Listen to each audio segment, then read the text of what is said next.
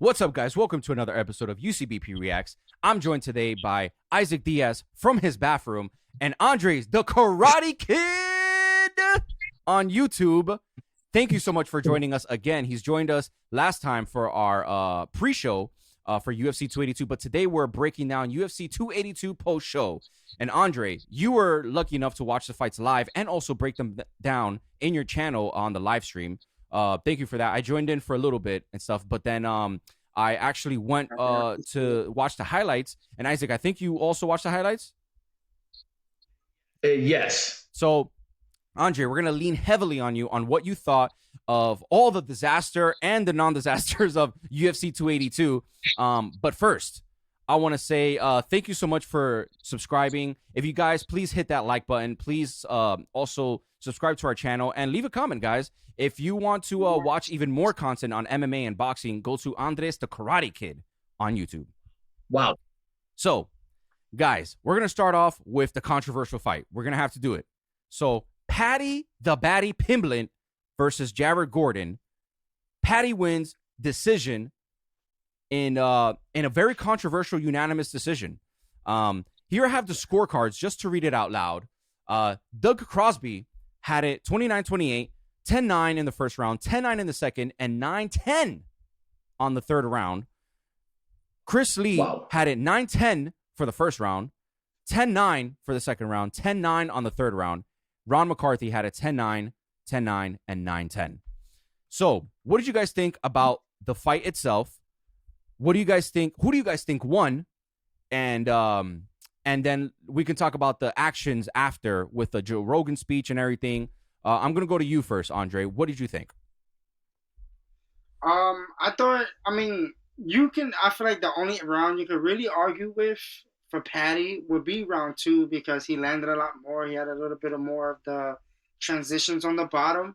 I think Gordon, even within the first round, he was cracking him with the hooks over the top, and he cracked him a lot of times. Paddy tried to get a takedown towards the ending. He got reversed by Gordon. Gordon ended the round on top in round number one. And round two was pretty much the same. Gordon, a lot of forward pressure, a lot of hooks, a lot of left hooks he was landing Paddy with a lot.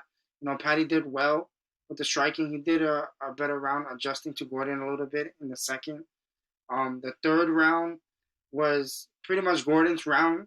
Obviously, it wasn't the most exciting, but it was definitely his round. He controlled him up against the fence. He tried to go for a couple of takedowns, threw little punches here and there. But, and I feel like, Gordon should have won that fight. I think Paddy was delusional and the judges got that one Isaac, wrong. you saw the highlights and you saw how, the allegations and all these things after, but what did you think about the fight after watching the highlights? Oh, to be honest with you, I actually think it was a letdown. I think the entire fight was a letdown. Think about this. This is Paddy's first main card, pay-per-view card, and he's the co-main event.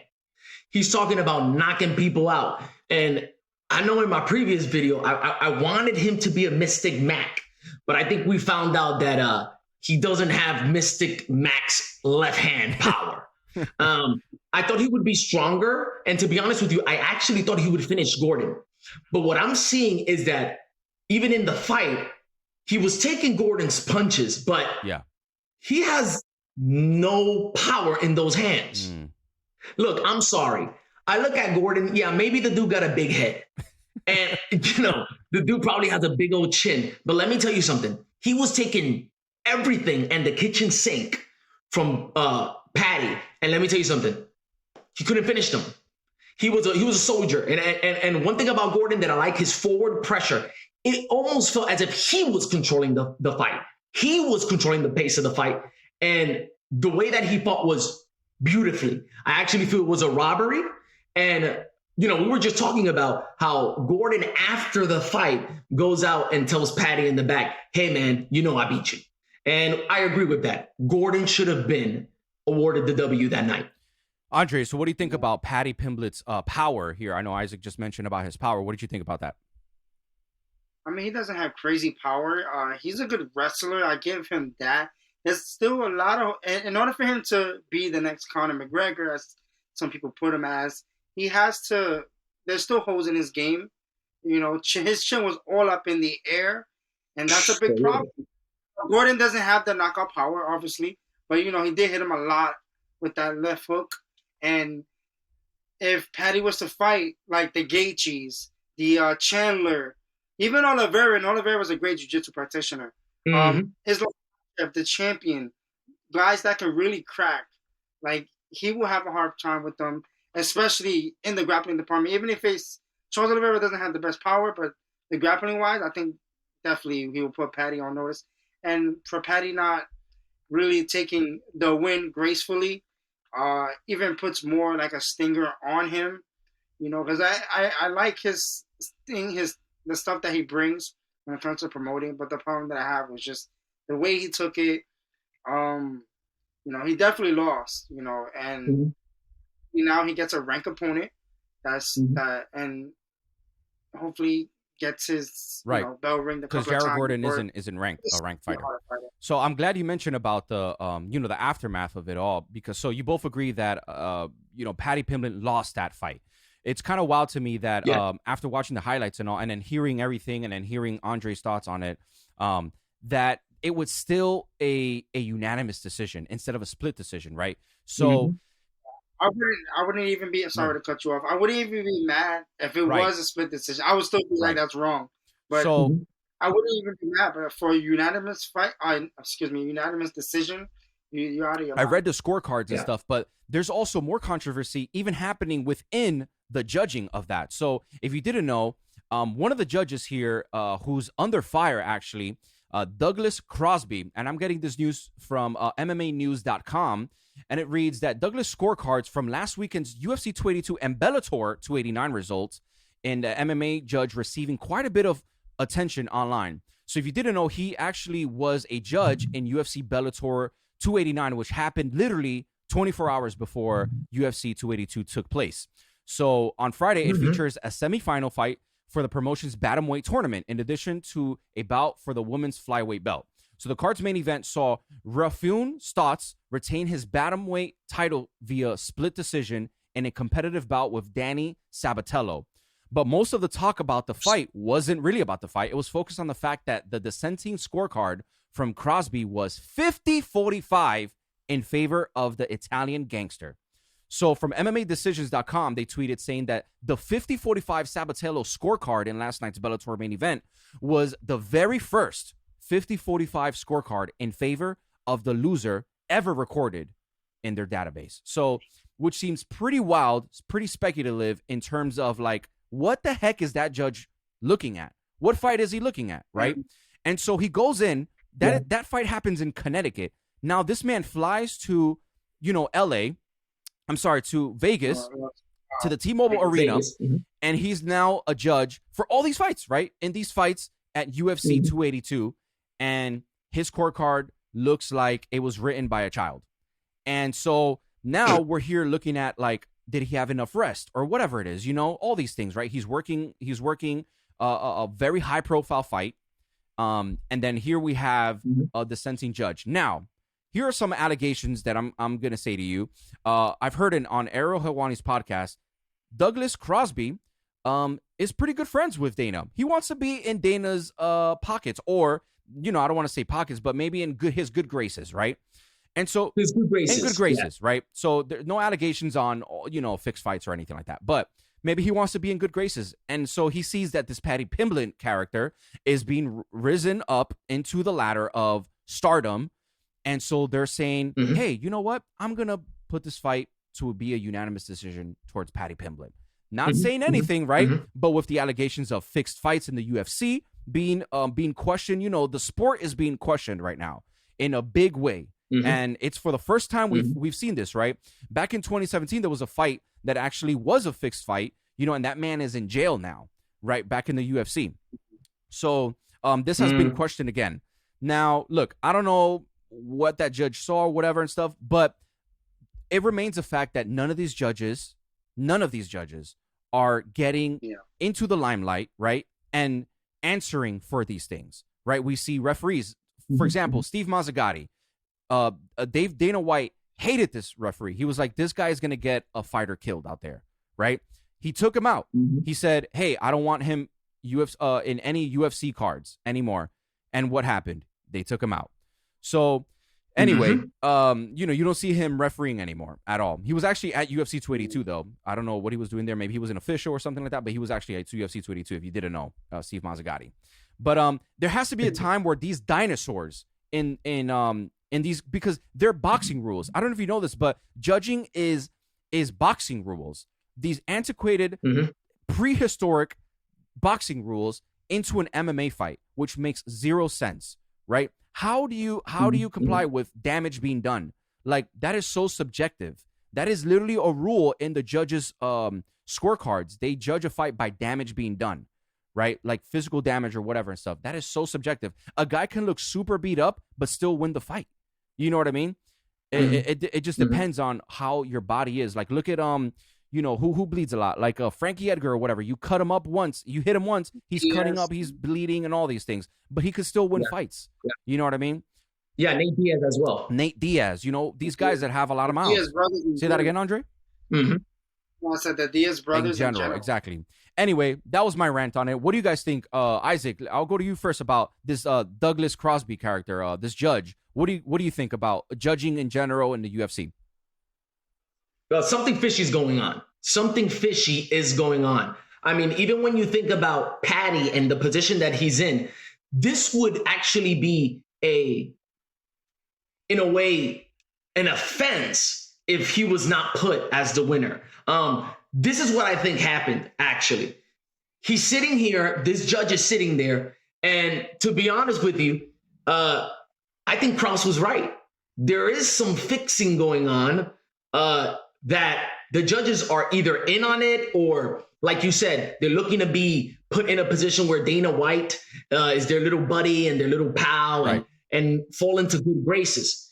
But this is what really needs to happen next. Screw the scorecards. Screw these judges. Did you see the fight with Bryce Mitchell and who's that guy, Andre? Bryce Mitchell and is it Tuporia? Yeah, Ililia Tuporia. Yep. Okay, that's the fight we need to see. Paddy versus him. That is the fight that the UFC is keeping from Paddy having. Because if he does have that fight, I'm gonna tell you something. They may end up taking him out in a stretcher.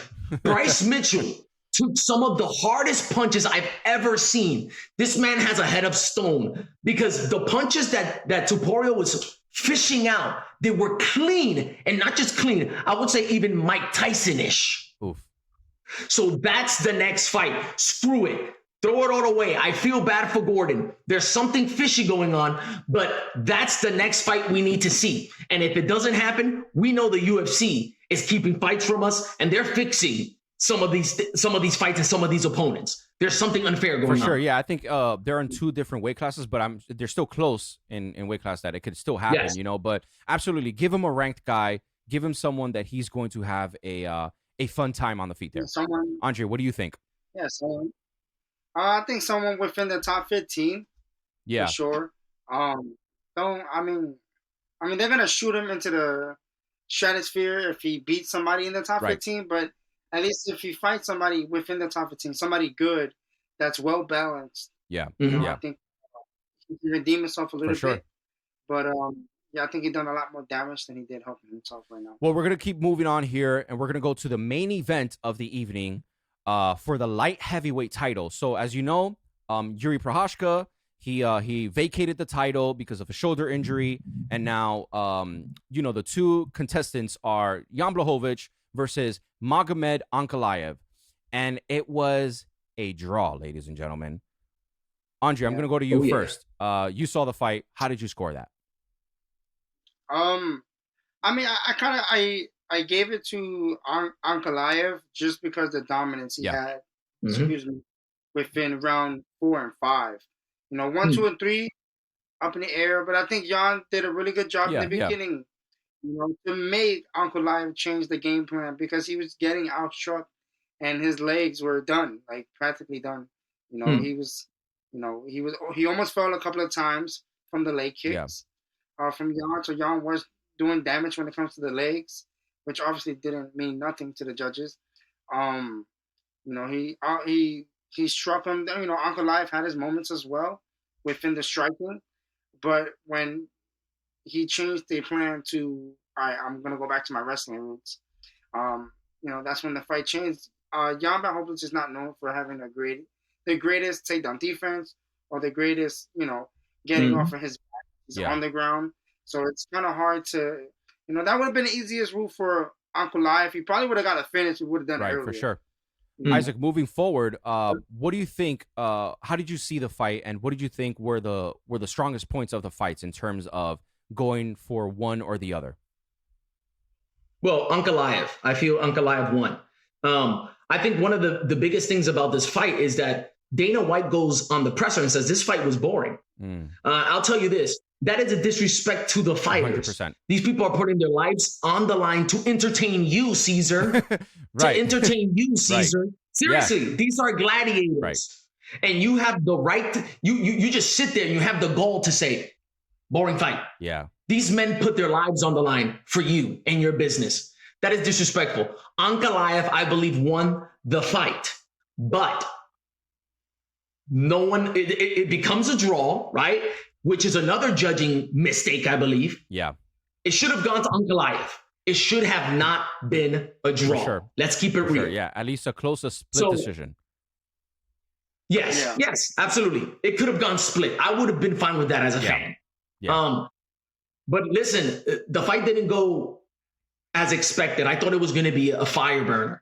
It was going to be an amazing fight that was going to end by either submission or a knockout. Yeah. We didn't get that, but we do get the next biggest thing, and I think is Jamal Hill versus Teixeira coming up in Brazil. Right. So that's going to be easy. Yeah. So, Dana White, I was going to go into that. So Dana White, he says all the time, everyone asks him, hey, so what's next, whatever. He's like, I don't make fights on Saturdays, whatever.